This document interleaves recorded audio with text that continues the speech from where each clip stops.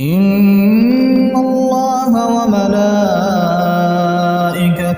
يصلون على النبي يا أيها الذين آمنوا صلوا عليه وسلموا تسليما إن الذين يؤذون الله ورسوله لعنهم الله في الدنيا والآخرة وأعد لهم عذابا مهينا والذين يؤذون المؤمنين والمؤمنات بغير ما اكتسبوا فقد احتملوا بهتانا وإثما